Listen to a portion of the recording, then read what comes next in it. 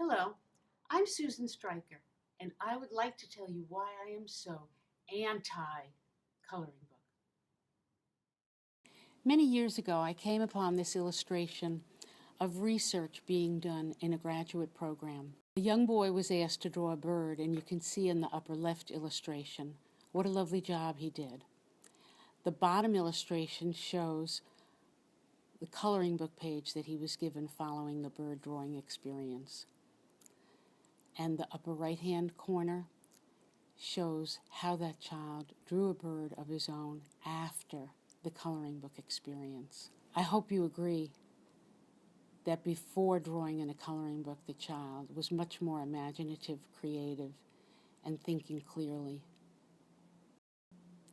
Here's a typical bird on the left in a traditional coloring book. On the right, you don't see the bird. The bird is in your imagination, and that is a typical anti-coloring book page. These illustrations are by 2 second graders. I think these birds illustrate how creative children can be when they're encouraged to be creative and think critically, plan their own pictures, and think for themselves. This is nothing in the world but a scribble on a page. Have a good look at it, because I've asked the children to turn the paper any way they want to, because there's no right answer in an anti-coloring book. Here it's the shark's mouth and the protrusion on the mountain. He's brushing his teeth, but that's the line that was in the anti-coloring book. And the kite string is the original line. No children see the same thing when they look at a page in the anti-coloring book. It's part of the cow's udder.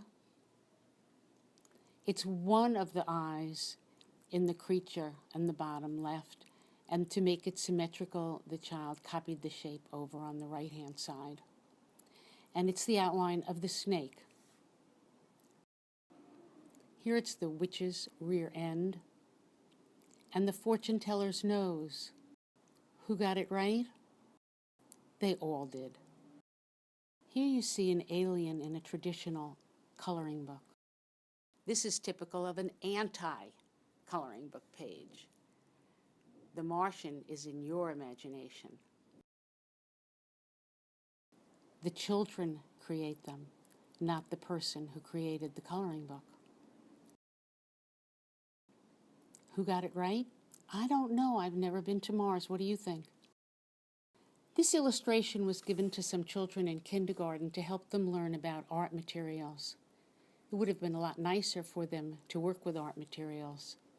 But I went home after this experience and drew a pair of scissors, made them a page in an anti-coloring book, asked the children to turn the paper any way you want to. Creative, imaginative, thoughtful, demonstrating critical thinking, all of them.